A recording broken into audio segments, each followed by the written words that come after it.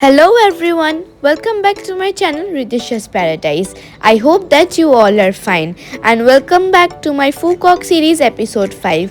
আজকে আমরা যাচ্ছি গ্র্যান্ড ওয়ার্ল্ডকে ছেড়ে শেরাটন রিসর্টে আমাদের দুদিনের স্টেকেশনের জন্য। গ্র্যান্ড ওয়ার্ল্ড থেকে শেরাটন ফুকক লং বিচ রিসর্টের ডিস্টেন্স হচ্ছে প্রায় 4 কিলোমিটার আর যেতে লাগে হচ্ছে 5 থেকে 10 মিনিট। আমরা এটা ক্যাবে করে গেছিলাম কারণ আমাদের হাতে অনেক লাগেজ ছিল আর আমাদের গ্র্যাবের প্রাইস পড়েছিল হচ্ছে 55K VND। Sheraton long beach resort ফুকোকটা কিন্তু একদম উইনপার রিসর্টের পাশেই। আর আমি তোমাদের বলতে আগের এপিসোডে ভুলে গেছিলাম যে তোমরা কিন্তু গ্র্যান্ড ওয়ার্ল্ডে উইনপার আর উইন্ডম গার্ডেন ছাড়া শেরাটন হোটেলও পেয়ে যাচ্ছ। আমরা এখানে গেছিলাম হচ্ছে আমাদের উইনপার সাফারিটাকে শেষ করার পর লাঞ্চ করে এখানে আমরা গেছিলাম। আর আমাদের যেরকম বললাম বেশিক্ষণ লাগেনি যেতে। এইখানে কিন্তু দুটো পার্ট আছে, একটা হচ্ছে মেন হোটেলটা আর একটা হচ্ছে বিচ সাইড রিসর্ট। মেনলি কিন্তু সবাই ভিয়েতনামে আসলে ফুকোকটা 4 থেকে 5 দিনের মধ্যে কমপ্লিট করে নিয়ে বাকি ভিয়েতনামের সিটি যেরকম হানই আর হোচিমিনটাকে এক্সপ্লোর করে। বাট আমরা ভেবেছিলাম যে আমরা ফুককে থেকে ফ্যামিলি কোয়ালিটি টাইম স্পেন্ড করব আর তাই জন্যেই এই দুদিন আমরা ভেবেছি যে আমরা শেরাটনেই কাটাবো।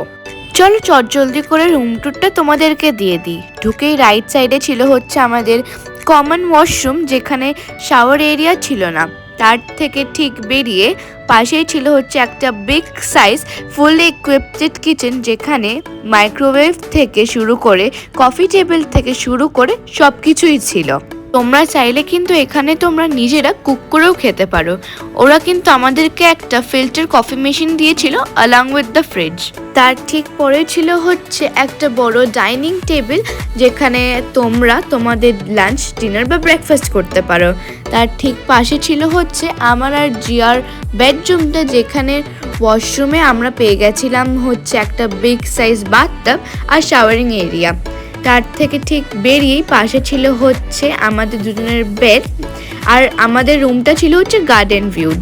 আমাদের রুমে কিন্তু ওরা দিয়েছিল হচ্ছে একটা ছোট্ট single sofa long with leg rest আর তার সাথে একটা বিগ বড় টিভি। রুম থেকে বেরিয়েই পাশে ছিল হচ্ছে মাম্মি পাপার মাস্টার বেডরুম। তোমাদের বুঝিয়ে দিই কেন। এইটা হচ্ছে মাম্মি পাপার কিং সাইজ ওয়াশরুম, যেখানে আমাদের থেকেও বড় বাথটাব আছে, তার সাথে একটা স্টাডি টেবিল আর queen size bed along with a big TV. এখানেও কিন্তু একটা ছোট সোফা উইথ লেগ রেস্ট আছে আর এইটা হচ্ছে এখানের beach view along with the pool. তার থেকে ঠিক বেরিয়েছিল হচ্ছে মেন সিটিং এরিয়া। আর আমরা তো দেখে পাগল হয়ে গেছিলাম, কারণ আমরা এক্সপেক্টই করিনি যে আমাদের রুমের সাথে একটা পুল থাকবে। আর জিয়া নিজেকে না সামলাতে পেরে বসে গেল ঠিক নিজের পাটাকে ভেজাতে। তাই বেশিক্ষণ আমিও নিজেকে সামলাতে না পেরে সুইমিং কস্টিউম পরে সিধা ঝাঁপ দিলাম সুইমিং পুলের মধ্যে। আমরা কিন্তু প্রায় আধা দিনটাই পুরো সুইমিং পুলেই কাটিয়েছি আর আমরা ভীষণ মজা করেছি। তার সাথে সাথে কিন্তু আমাদের দেখা দেখি মাম্মি পাপাও কিন্তু একটু পরে নেমে গেল and we four had a real fun time together. অনেকক্ষণ পুলে থাকার পর ভাবলাম যে পুল থেকে বেরিয়ে আমরা একটু সমুদ্রের ধারে যাই। আমরা কিন্তু আমাদের এই কমন গার্ডেনটাকে পেরিয়ে হেঁটে হেঁটে গেছিলাম হচ্ছে একদম বিচের সামনে। আর এখানে কিন্তু আমরা বেশ মজা করেছি। বাট হ্যাঁ, জলের টান কিন্তু অনেকটাই বেশি ছিল। তো তোমাদেরকে একটা স্টোরি শেয়ার করি। মাম্মির উইশ পূরণ করার পর সিকিমে আমরা আবার প্ল্যান করেছিলাম যে আমরা হিল স্টেশনে যাব। বাট এইবার পাপা আর জিয়ার উইশ রেখে আমরা ফুকক প্ল্যান করেছি। আর আমরা যখন রিসর্টটাকে প্ল্যান করার আগে রিসার্চ করছিলাম, তখন আমরা জানতে পারলাম যে এই লং বিচটা একটা 20 kilometre stretch of golden sand and turquoise water, যেইটা তোমার ফুককের ওয়েস্টার্ন কোস্টে অবস্থিত। তাই জন্যই কিন্তু আমরা ভাবলাম যে এইটাই আমাদের জন্য বেস্ট স্পট হবে to relax for the last 2 days। অনেকক্ষণ সমুদ্রেতে মজা করার পর আমরা চলে এসেছিলাম আমাদের হোটেলের ফ্রি বাস সার্ভিস নিয়ে গ্র্যান্ড ওয়ার্ল্ডের নাইট মার্কেটটাকে আরও একবার এক্সপ্লোর করার জন্য। তোমরা কিন্তু এখানে ক্রক্স থেকে শুরু করে খাওয়া দাওয়া অবধি, জামা কাপড় অবধি তোমরা অনেক অপশন পেয়ে যাবে। আর তারপর আমরা কিন্তু অনেক, যেহেতু হাঁটার পর একটু তেষ্টা পাচ্ছিল, তাই জন্য নিয়েছিলাম আমি মাচা, আর জিয়া নিয়েছিল ম্যাঙ্গো স্মুদি। খেতে কিন্তু বেশ ভালো ছিল। আজকে যেহেতু গ্র্যান্ড ওয়ার্ল্ডে আমাদের লাস্ট দিন, তাই জন্য আমরা ভেবেছিলাম যে ফার্স্ট দিনকার গ্র্যান্ড ওয়ার্ল্ডে আমরা যেখানে আমাদের ডিনারটা করেছিলাম ওখানেই আমরা আমাদের ডিনারটা খাবো, যেটা হচ্ছে my home restaurant just beside Asia boulevard. আমরা যেদিন থেকে ফুকোকে এসেছিলাম ভাবছিলাম যে আমরা এখানের ক্ল্যাম স্যুপটা ট্রাই করব, আর শেষমেশ লাস্ট দিনে আমরা ট্রাই করলাম। along with এখানে কিন্তু আমরা ক্যাবেজ স্যুপও নিয়েছিলাম, and it was literally delicious. খাওয়ার পর আমরা অনেকক্ষণ ঘোরার পর আমাদের লাঞ্চ নিয়েছিলাম, কারণ আমরা প্ল্যান করেছিলাম যে আমরা কালকে আমাদের লাঞ্চটা ঘরে বসে বিচের ধারে করব। আজকে হচ্ছে নেক্সট মর্নিং, মানে আর কি আমাদের ফুকোকে লাস্ট দিন। সকাল সকাল বৃষ্টি পড়ছিল, আর তাই দেরি না করে আমরা চলে গেছিলাম আমাদের ব্রেকফাস্ট করতে। এদের কিন্তু ব্রেকফাস্টে তোমরা অনেক অপশন পেয়ে যাচ্ছ, starting from waffles to Indian food. এদের এই কিডস সেকশনে কিন্তু ওরা ইভেন মার্শমেলোজও রেখেছিল with the chocolate and maple fountain. এখানে আমরা ডোনাটস থেকে শুরু করে আরও অনেক কিছু পেয়ে গেছিলাম। ইভেন কি আমরা স্টিকি রাইস আর ম্যাঙ্গো স্টিকি রাইসও পেয়েছিলাম। ফার্স্টলি কিন্তু আমি আমার ফার্স্ট রাউন্ডে অ্যাজ ইউজুয়াল কালকের মতন আমি নিউটেলা ব্রেড, ওয়াফেল আর ডোনাট নিয়েছিলাম। সেকেন্ড রাউন্ডে আমি ডাম্পলিংস আর নাসি লেমাক নিয়েছিলাম। ওয়েল, আমি রেজিস্ট করতে পারিনি, খাবারগুলো এত ডিলিশিয়াস ছিল। আমি কোনোদিন এক্সপেক্টও করিনি যে আমি হোটেলের মধ্যে এত ডিলিশিয়াস বাফেট পাবো, সেটাও আবার ব্রেকফাস্টে। আফটার ফিনিশিং আর ব্রেকফাস্ট আমরা তো প্রথমে প্ল্যান করেছিলাম যে আমরা যাবো হচ্ছে স্টারফিশ বিচে, বাট যেহেতু অনেক বৃষ্টি পড়ছিল তাই জন্য আমরা প্রথমে গেছিলাম হচ্ছে পুলে 1 ঘন্টা কাটানোর পর আমাদের মন ভরলো না, তাই জন্য আমরা আবার লাফিয়ে গেলাম ঠিক বাথটাবের মধ্যে। বাই দ্য টাইম যতক্ষণ আমরা বাথটাবের মধ্যে বসে এনজয় করছিলাম, ততক্ষণের মধ্যে কিন্তু মাম্মি পাপা আমাদের কালকে রান্নার লাঞ্চটাকে গরম করে আমাদেরকে সার্ভ করার জন্য রেডি করে নিয়েছিল। একদিকে আমরা 3 জন মিলে খাচ্ছি, খাবারটাকে তৈরি করছি, আর যেই না আমার বোন একটু ফাঁক পেল, একেবারে সোফার মধ্যেই ঘুমিয়ে গেল। আমরা কিন্তু ডেজার্টটাকেও ছাড়িনি। আমাদের কাছে ম্যাঙ্গো ছিল, তার সাথে ছিল হচ্ছে স্টিকি রাইস, আর আমাদের ফ্রিজে কনডেন্স মিল্ক ছিল, তাই জন্য আমরা ম্যাঙ্গো স্টিকি রাইস আমাদের ডেজার্ট হিসাবে নিয়েছিলাম। ঘুরতে এসে কিন্তু ফ্যামিলির সাথে এরকম সুন্দর কোয়ালিটি টাইম কিন্তু স্পেন্ড করা যায়, along with this beautiful sea view। Lunch করার পর রেস্ট নিয়ে বিকালে বৃষ্টি পড়ার সাথে সাথে আমরা বেরিয়ে গেছিলাম হচ্ছে একটা ক্যাব নিয়ে কিংকং মার্টের দিকে, যেটা হচ্ছে ডুয়ংডং এরিয়ার মধ্যে। এইটা মানে আর কি শেরেটন থেকে কিংকং মার্টের ডিস্টেন্স হচ্ছে প্রায় 30 কিলোমিটার, আর যেতে লাগে প্রায় 45 মিনিটস। কিংকং মার্টের স্পেশালিটি হলো যে এই মার্টটাতে তোমরা পুরো ফুককে সবচেয়ে কম দামে জিনিস পেয়ে যাবে। আর যেহেতু এখানে অনেক কম দামে ছিল, আমরা কিন্তু অনেক সুভিনিয়ার্সও নিয়ে গেছিলাম। ফার্স্ট আমরা তো এখানে ব্যাগসের কালেকশনটা দেখছিলাম অনেকক্ষণ, তারপর দেখার পর আমরা ড্রেসের দিকেও গেলাম।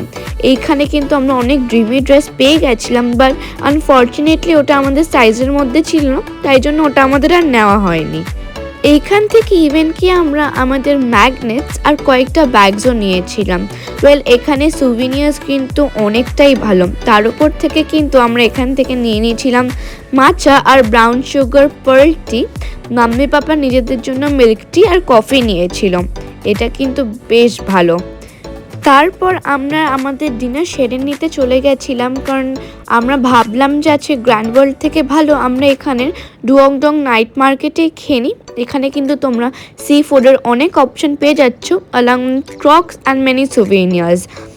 কিংকং মার্ট থেকে এই ডুয়ংডং নাইট মার্কেটের ডিস্টেন্স হচ্ছে প্রায় 3 কিলোমিটার, আর যেতে লাগে প্রায় 10 মিনিট।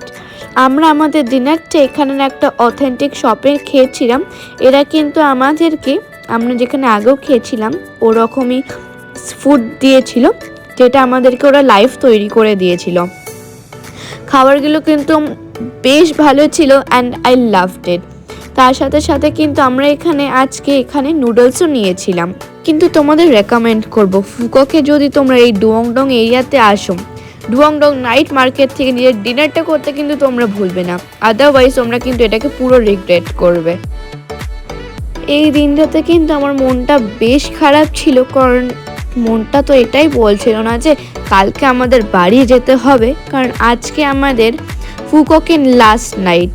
মনটা বেশ খারাপ করছিল, বাট কি আর করা যাবে, ট্রিপটা যখন শুরু হয়েছে শেষ তো করতেই হবে। পরের দিনকে বৃষ্টি পড়ার সাথে সাথে আমরা চলে গেছিলাম আমাদের ব্রেকফাস্টটাকে সারতে।